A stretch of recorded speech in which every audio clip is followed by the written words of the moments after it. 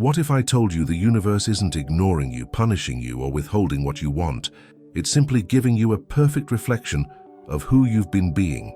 That's not philosophy. That's mechanics. And it's the reason you can work harder, think smarter, and still end up in the same place. We've been taught to chase results as if life were a slot machine, pull the lever enough times and eventually luck will turn. But what if the game was rigged in a different way? What if the outer world wasn't random at all, but an exact printout of your inner state? Neville Goddard didn't just believe this, he proved it. And once you understand it, you'll see that the same old problems in your life aren't accidents. They're instructions you've unknowingly been giving reality. The real question isn't, why does this keep happening to me? It's, what am I telling the universe to repeat? Because here's the paradox. The loop can only exist as long as you keep being the person who belongs in it. Change that, and the pattern must change. No exceptions. And if you've ever felt trapped in the same cycle of money struggles, dead-end relationships, or opportunities slipping away, what you're about to hear will flip that story on its head and put the pen back in your hands. You know that irritating sense of déjà vu life loves to throw at you? It's like you're stuck in the same scene, reliving the same problems, just with different dates on the calendar. You work harder, change habits, try to think positive, even test out that new morning routine, yet the pattern returns. The repeating pattern's manifestation you swore you'd left behind quietly sneaks back in. It doesn't just tire the body, it wears down the soul. It's like swimming against a current, arms heavy, lungs burning, and still the shore never gets closer. These cycles pull you back to the starting point, even after temporary progress. Bills keep piling up, relationships unravel in familiar ways, and the same results law of assumption plays like a stubborn echo. You tell yourself, this time will be different. But deep down, you've said that so many times the words have lost their power. Maybe for you it's money. You earn more, yet somehow the bank balance refuses to grow. Or maybe it's love. You meet someone new, feel that rush of excitement, until old, predictable arguments creep in. This isn't bad luck. It's the mark of subconscious repetition, an invisible script you're following without realizing it. And the strange part? You don't even remember agreeing to the role. People around you might say, just stay positive, or work harder, as if effort were the missing piece. But what if effort isn't the problem at all? What if you've been pouring energy into the same broken container, hoping one day it will hold more? Neville Goddard warned, change state, change reality. But the first time you hear it, it sounds like philosophy.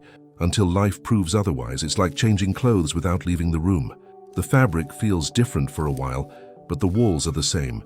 The view from the window unchanged. Life keeps handing you the same scenery because you haven't walked through a new door.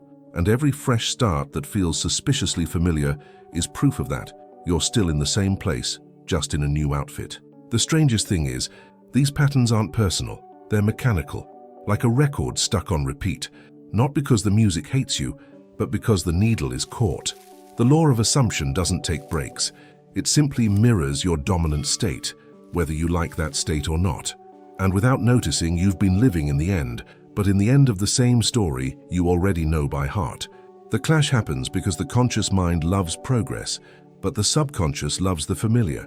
That's why even when things improve temporarily, the old pattern finds its way back. The loop isn't random, it's loyalty to an inner state you never consciously chose. Yes, you can break manifestation loop patterns, but not by wrestling with the outer world. The real fight is inside. Think of it like trying to change the ending of a movie by scratching the TV screen.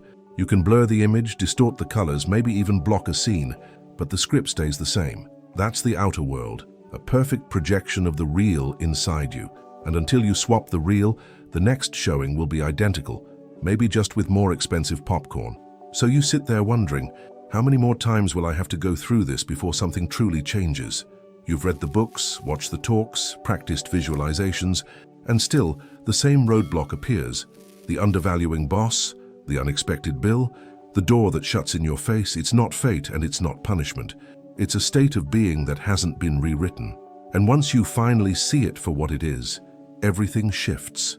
The focus stops being about fixing the scenery and starts being about stepping into another role entirely. Neville Goddard's words stop sounding like inspiration and start feeling like instructions. Neville Goddard had a way of saying things that sounded almost too simple to be true, until you realized They were the very mechanics behind why life kept handing you the same script. He taught that the outer world is nothing more than the shadow of your inner state. Change the shadow without changing the object, and the shape remains the same. Change the object, your state, and the shadow has no choice but to follow. Most people work themselves to exhaustion, rearranging the pieces of the outer world. They switch jobs, move cities, change partners, or chase new opportunities, hoping the new scenery will bring new results. But without a new state of being, the results feel eerily familiar. You might find yourself in a brand new office with different co-workers, yet the same power dynamics, frustrations and disappointments show up, almost like they followed you there. Neville called this living in the end, but most people live in the end of their old assumptions. Your state of being isn't just a mood, it's the lens through which life reflects back to you. A state of scarcity, even dressed up in a new job or relationship, will keep producing the scarcity effect. Her state of worthlessness will quietly sabotage opportunities no matter how ready you think you are. It's not about trying harder, it's about being different on the inside first. Imagine planting an apple seed and being disappointed when apples grow instead of oranges.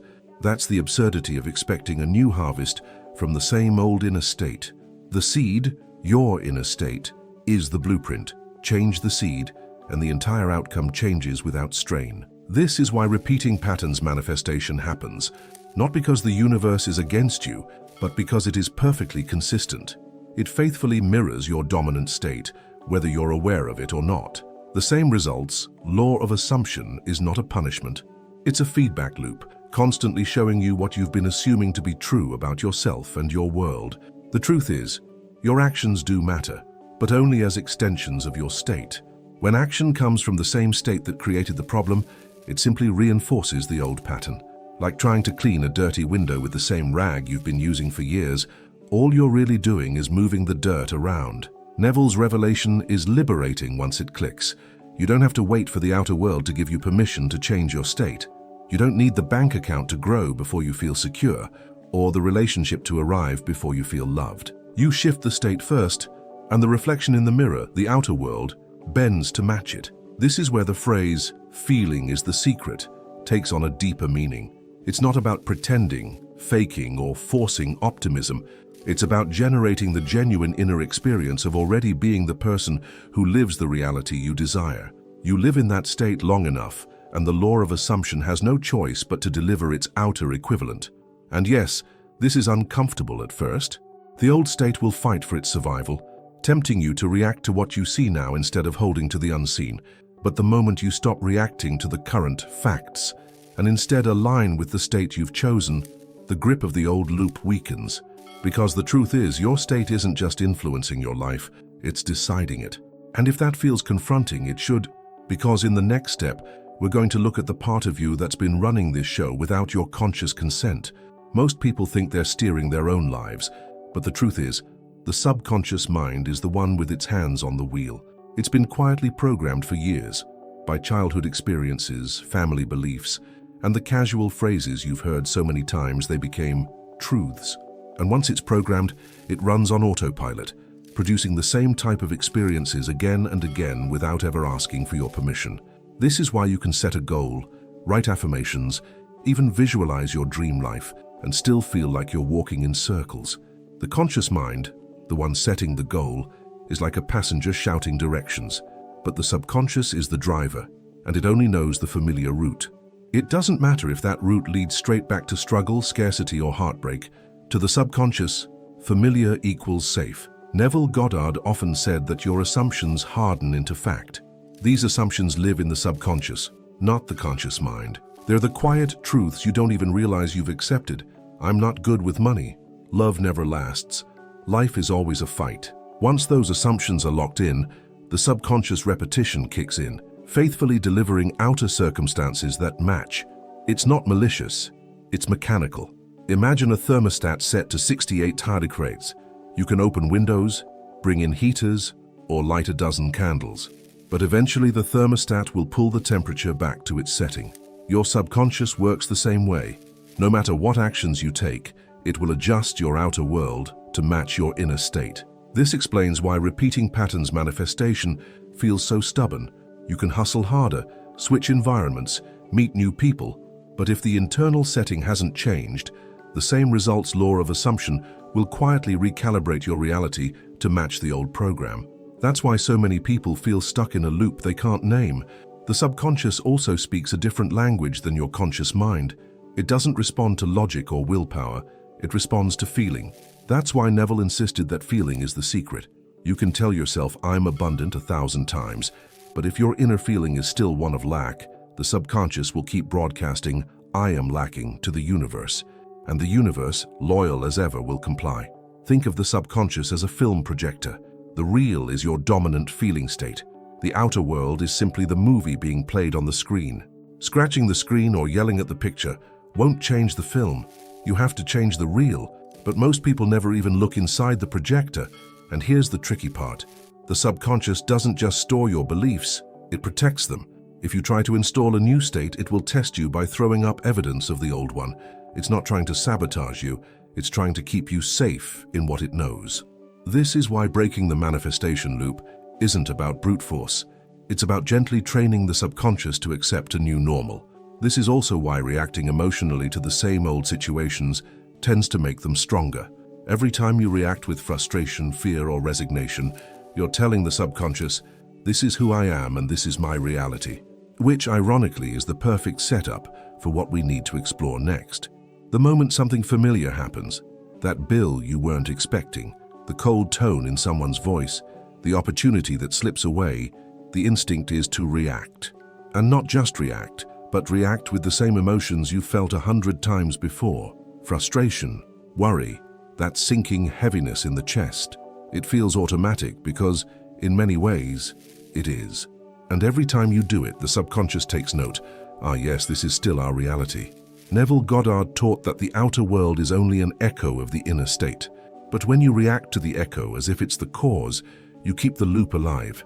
It's like yelling at the sound bouncing off a canyon wall, hoping it will stop. The echo only exists because the original sound was there, and in this case, the sound is your inner state. The law of assumption works like this. Whatever you assume to be true becomes fact in your world.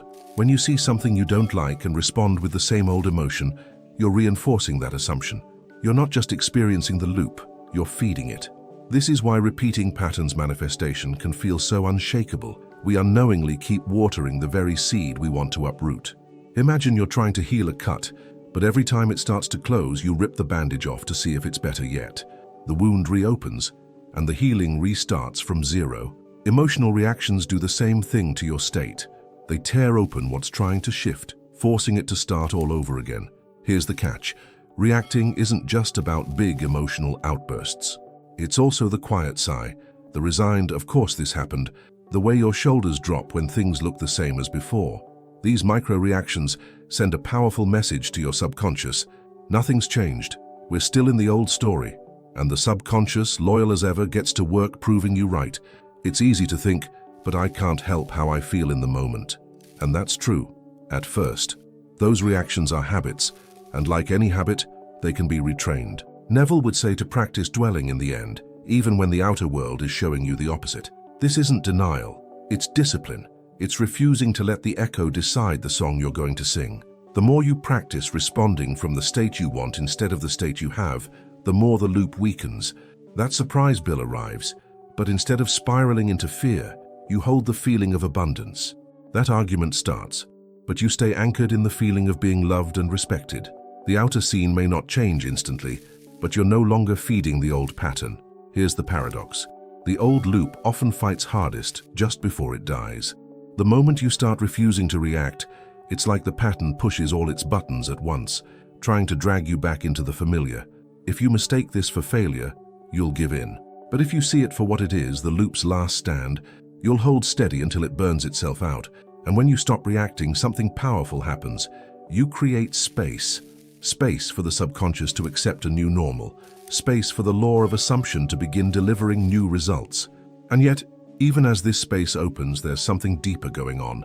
A reason we sometimes cling to the old story, even when we say we want change. It's a strange thing. Wanting change more than anything, yet somehow holding on to the very state you say you want to escape. On the surface, it doesn't make sense.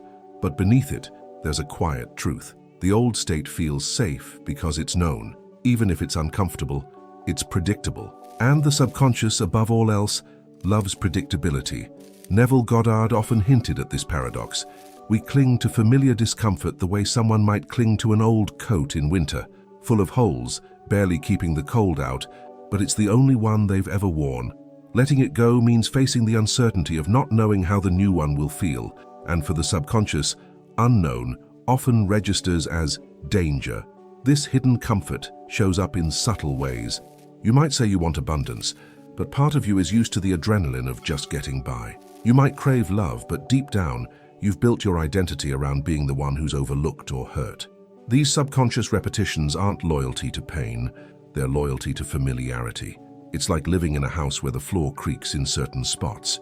You've learned to walk around them without thinking. A new house might have better floors, but you don't know where they'll creak, and that uncertainty feels like work. So you stay, even though the old creaks annoy you every single day. The repeating patterns manifestation isn't always driven by resistance to joy. Sometimes it's fear of losing the stability the old pattern provides. As strange as it sounds, struggle can feel stable. You know how to navigate it. You know how it ends. There's comfort in the script you've memorized, even if the plot is painful. This is why the same results law of assumption can persist for years.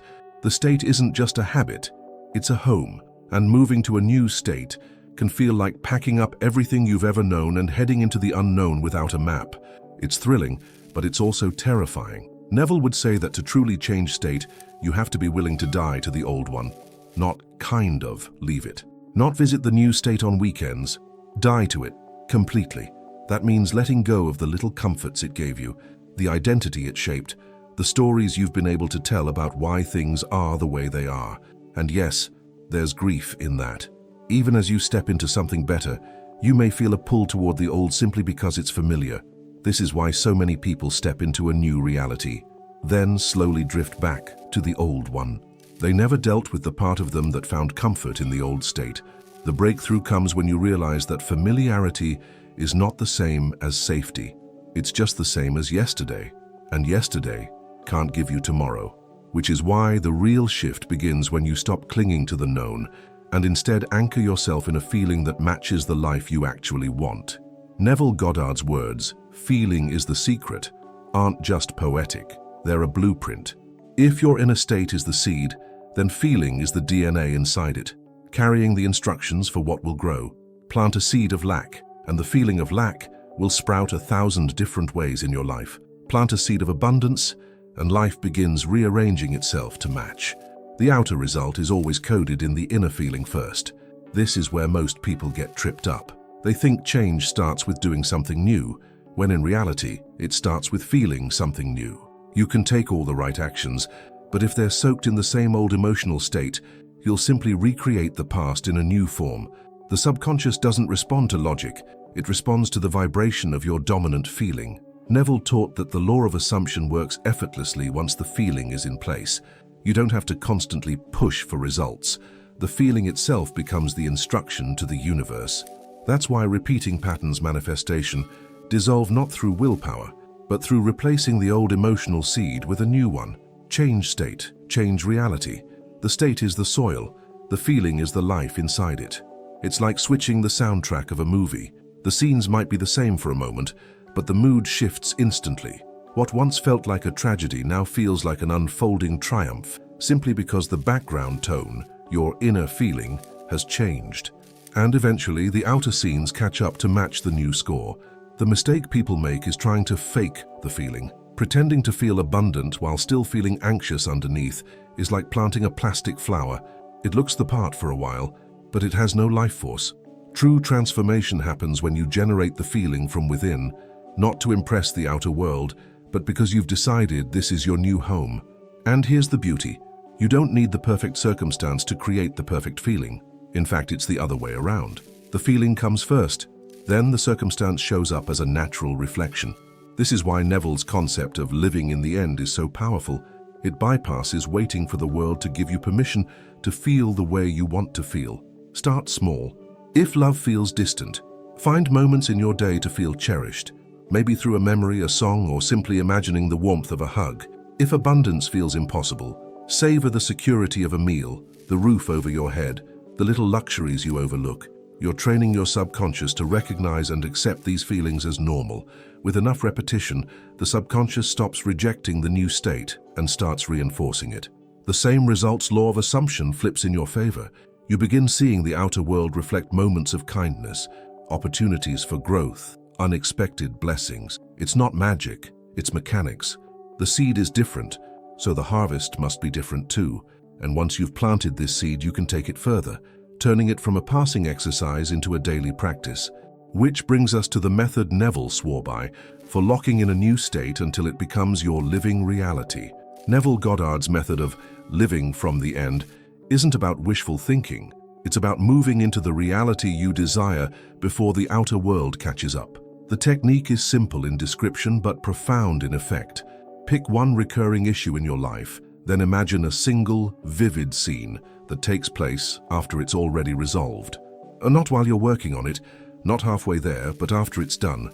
The key is to choose a scene so ordinary it feels real. If your issue is money, maybe it's the quiet satisfaction of checking your bank account and smiling. If it's love, maybe it's the warmth of sitting on a couch with someone's head on your shoulder. If it's health, maybe it's the ease of climbing stairs without thinking about it. These simple moments carry more power than grand fantasies because they slip past the conscious mind's skepticism. Once you have the scene, you step into it with every sense. What do you see, hear, smell? What's the texture of the couch beneath your hand, the sound of laughter in the room, the taste of coffee in that morning light? Most importantly, how do you feel? This feeling is the engine that drives the law of assumption. You replay this scene until it becomes second nature, not as a chore but as a quiet joy. Neville advised doing this before sleep, when the subconscious is most open. In that drowsy state, the line between imagination and reality blurs, and the subconscious, unable to tell the difference, accepts the feeling as fact. But the work doesn't end there. The real mastery is carrying that emotional state into your daily life. If your imagined scene leaves you feeling secure, you walk through your day with that quiet security. If it leaves you feeling loved, you carry yourself as someone who is cherished. This is how you begin living in the end, not just visiting it at night. At first, the outer world may not seem to notice. Bills still arrive, arguments still happen, but you're not reacting from the old state anymore. You're holding the tone of your end scene, and slowly, reality bends to match it. This is the beginning of breaking the manifestation loop, not by force but by consistency of state. And when doubts creep in, and they will, you don't argue with them. You simply return to your scene, let it wash over you again. The feeling is the secret, and the repetition is the lock that keeps your new state secure until it becomes your subconscious default. Over time, you'll notice small signs: a bill paid more easily than expected, a conversation that feels softer than usual, an opportunity that seems to come out of nowhere. These are the first cracks in the old loop, and as you keep living from the end, those cracks widen until the old state collapses completely. That's when something almost magical happens. The new pattern starts to show itself in ways you can't ignore. But to recognize it, you need to know what to look for. At first, the signs that the loop is breaking can feel small, almost easy to dismiss. You might notice that a situation which used to trigger you deeply now barely stirs an emotion. That bill still arrives, but instead of panic, you feel a strange calm. That familiar argument starts, but halfway through you realize you're not hooked into it the way you used to be. These moments are more than coincidences. They're proof that your state is shifting. Neville Goddard often said that the outer world lags behind the inner change. That means the first evidence of transformation won't always be visible in circumstances. It will show up in how you feel about them. If you can look at something that used to derail you and feel steady, you've already begun to dismantle the repeating patterns manifestation from the inside out. Another sign is the appearance of small synchronicities, the random moments that line up perfectly with your new state. You think about needing extra income, and a friend casually mentions a side project. You imagine feeling appreciated, and someone unexpectedly thanks you in a way that touches you. These little alignments aren't luck, they're the law of assumption in motion, responding to your new emotional blueprint. Opportunities also begin to appear where before there were none. The difference is they don't always arrive with fireworks. Sometimes they sneak in quietly, requiring you to be alert enough to recognize them. In the old state, you might have brushed them off as not for me. In the new state, you're more open, more willing to say yes, more confident in your ability to handle what comes. You may also find that old problems start resolving with less effort. The boss who was cold suddenly becomes easier to work with. The health issue that lingered starts to improve. The friend who drifted away reaches out. These aren't random flukes, they're outer reflections of the shift you've been holding internally. Change state, change reality. Perhaps one of the most telling signs is when you stop needing constant proof that things are working.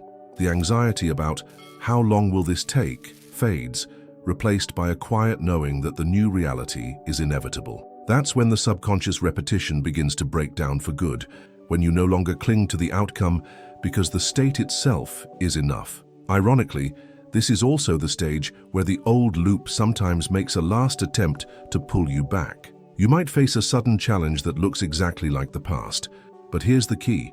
Instead of panicking, you see it for what it is, the echo of a state you no longer live in. You respond differently, and the echo fades faster than ever before.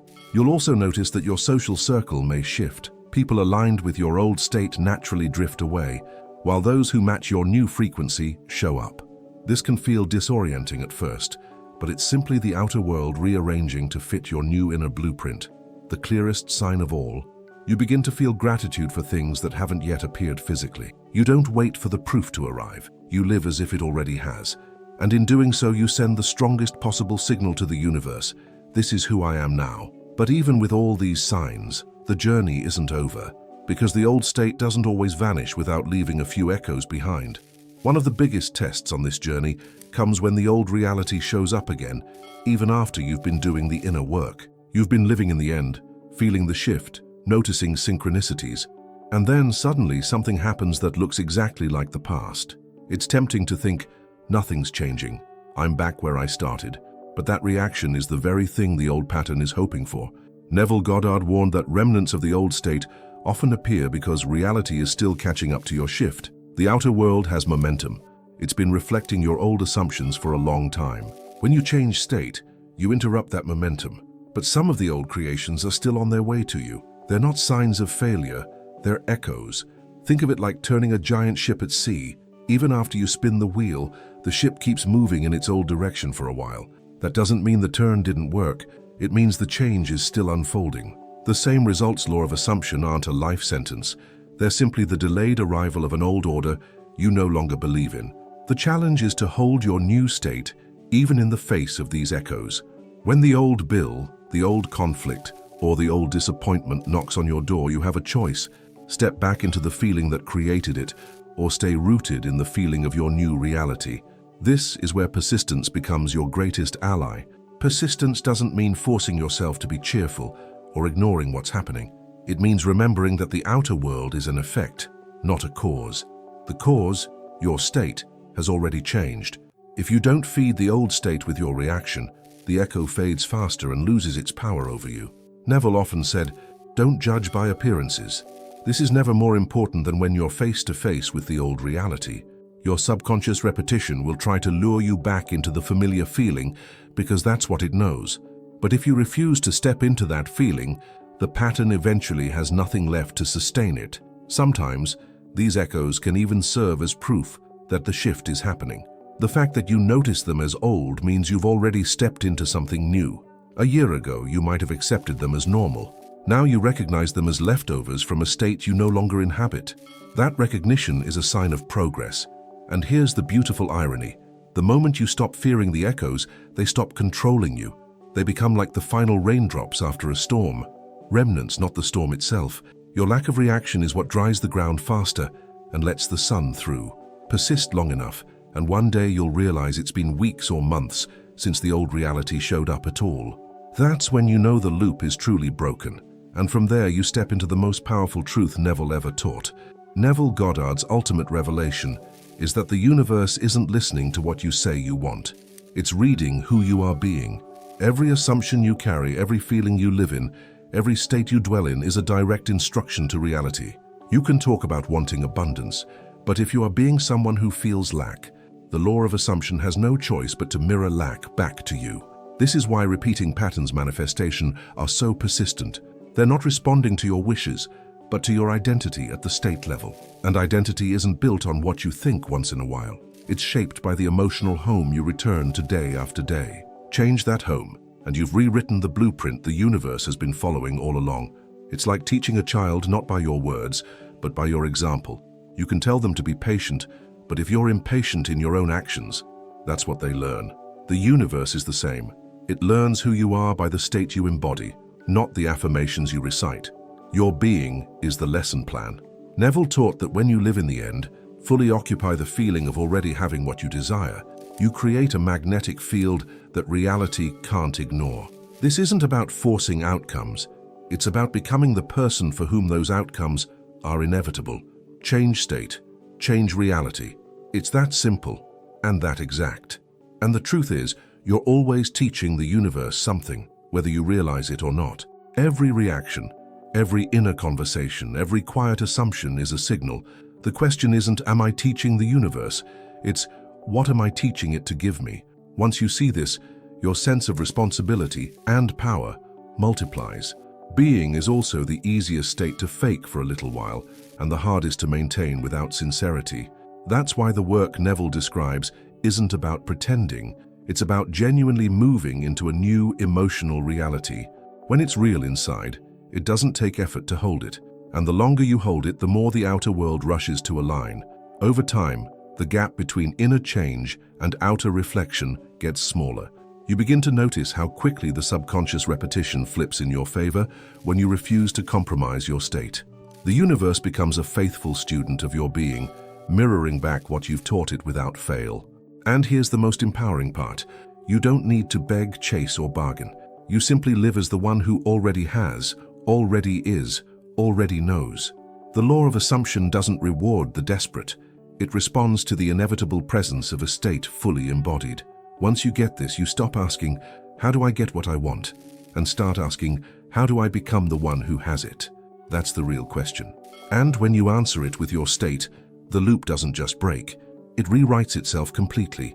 Because the truth is, the universe was never random. It's been faithful all along, faithfully reflecting exactly who you've been. And now that you know this, you get to decide who that will be from this moment forward.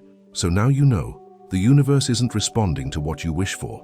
It's mirroring who you are being. Every result you've ever had was the echo of a state you carried inside, which means you don't have to wait for perfect timing, a stroke of luck, or someone else's permission. The shift starts the moment you decide to live from the end, to feel now what you once thought you could only feel someday. Ask yourself, if I already had what I want, how would I carry myself? How would I think, speak, and respond? And then, start being that now. Not just for a few minutes of visualizing at night, but in the way you move through your day. Because when you commit to the new state, the old loop has no choice but to dissolve. And remember, persistence is power. Even when echoes of the old reality appear, you don't have to step back into them. Hold steady. Keep teaching the universe through your being. Every moment you stay aligned, you're training reality to bring you more of what matches. If this resonated with you and you want to keep going deeper into Neville's teachings and how to apply them to your life, make sure you subscribe to the channel and turn on the notifications. That way, you'll be here for every next step and every new layer of transformation.